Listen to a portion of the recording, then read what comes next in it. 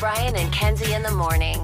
And Chicago's alternative all day. Q101. Brian and Kenzie on Q101. And so stoked to welcome back our friend, Art Alexaxis from Everclear. They have a sold-out show, Everclear with Local H and Sponge. A sold-out show at Thalia Hall on November 2nd. And before that, Halloween night, the Vixen in McHenry. There are a couple tickets out for that show, so you can see them both in our area. Two great venues. Nice choices there, Art. Appreciate you coming to town twice for us in our area. Well, thanks for the invitation, man. You guys have been supporting us for years and years and years, and we're so appreciative of it. How are you guys doing this morning? We're doing great, and I want to say that. I want to start off by saying thank you, because every time you come to town, you're one of those guys that remembers 30 years back or 20 years back or whatever. You always mention Q101 on stage, and I appreciate that. Oh, I appreciate it, man. I love you guys. You guys are supportive. I don't know if you know this, but our biggest market back in the day, and still it was when we were selling records, when people actually bought records, remember those days, was Chicago. Per capita was Chicago. I did not know that. New York, bigger than L.A., bigger than Portland. Your hometown. Right? How did that happen? Traitors. Don't get me wrong. We are the biggest selling act ever out of the state of Oregon by far. That's kind of cool. But I mean, it's Oregon, but Chicago's always been a thing, man. With you guys, you guys remember how it was back in the 90s. It was vicious competition between radio stations. And we always went with Q101 unabashedly. And I remember one year, I think it was 98, we sold out 2 Aragon shows. Remember the Aragon? Oh, it's still there. We sure do. I live next door. I know. I didn't know if there were still shows there. Oh, no, it's going strong. Oh, that's awesome. Yeah, man. I mean, I'd heard it got closed down for a while. Maybe I'm thinking of the Riv or something. I don't know. It was under construction for a little bit, but no, the Aragon is still very much going strong. That's awesome. I love it. But, here we are 30 years later from Sparkle and Fade, still going strong. Yeah, and I want to verify that with these shows because, again, the sold-out show at Thalia Hall, which is a beautiful venue, and so is the Vixen, by the way. The Vixen will be in McHenry on Halloween night. Are you doing a full album play of Sparkle and Fade? We are. So we're doing the whole album, and we're doing the hits off Afterglow and songs from American Movie.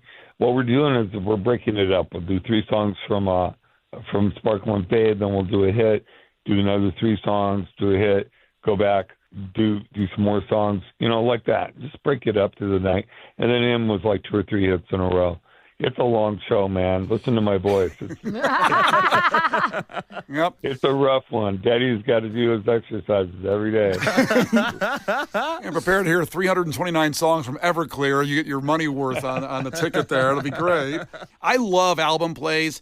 And it's not just, whatever it is, if it's 15 years old, 20 years old, and 30 years of Sparkle and Fade. I can remember the first time I heard Heroin Girl, and I know I blew a speaker in my Chrysler LeBaron because I just couldn't get it loud enough.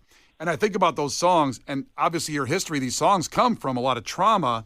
And when you look at Santa Monica, a song that's, in my mind, is basically about getting over something and starting over, if I believe correctly in how you wrote that. How does that song stand up now 30 years later in your mind? Because do you still feel that, hey, people can start over even now 30 years later? Or I'm curious how that song feels to you when you sing it. Man, you nailed it on it. People rarely get that. That song is about comfort zones, and it's about when you're going through some sort of crisis or problem, we always try to go to a comfort zone, whether it's physical or emotional or whatever. And that's exactly what that song's about. Because I was living in Oregon, and it was cold and rainy, and I had a major label record coming out and still writing songs for it and all this anxiety. And every time I went to the coast, I felt peace because that's where I grew up. I grew up next to the ocean. And when I wrote that song, it was almost like putting those ghosts to bed. A lot of my anxiety went away. And I think that song holds up extremely well. Case in point, right? I have a 17-year-old daughter. It's blowing my mind that friends of hers know Everclear, know bands from the 90s. We see these shows, man. There's like 30% kids, teenagers, kids in their 20s. They weren't even born when these songs were on the radio. like, there's this awesome brand new band. Right? It's exactly right. It's brand new to them. It's so exciting to see the look in their face. Dude, there was a pit last night of like 20-somethings just losing their mind. For us and Local H and Sponge. By the way, we're with the local H. That's right. And so that's October 31st at the Vixen, the sold-out one at Talia Hall on November 2nd. And it's funny because I think the last time you were here, you came in the studio and you played live on the show. And I could be wrong, Kenzie, if I remember you had just gotten married, and because Art gave you some marriage advice. That's right. Yes. Remember that? Yes, he did. I think he said don't do it, I think. Well, You took marriage advice from a guy who's been married 4 times. I mean, you have a lot to pull from and different marriage experiences. I'm joking about it, but there's a lot of truth in it. If you can learn, right? And obviously I did learn because I've been married to my wife now almost 21 years, and we have a 17-year-old baby. So I did figure it out. But Yeah, you got there. how's married life going for you, Kenzie? That's fine. We're good. She's on one. That's all we'll talk about that. Yeah, it's my first one, so we'll see. Second one will be better. Yeah. Art, your advice was pivotal, but again, you had to learn that from 3 starter ones, and then Kenzie's on Starter marriage? Starter marriage, and then you got to that 4th one which stuck. So there you go. 4th time's the charm. Man, I was a kid that grew up in a housing project, a poor single mom, no support from my dad. Just everything was baptism by fire. And I just didn't understand how relationships worked or commitment and all that stuff. And then when fame hit, man, I got to tell you, it just knocked me for a loop.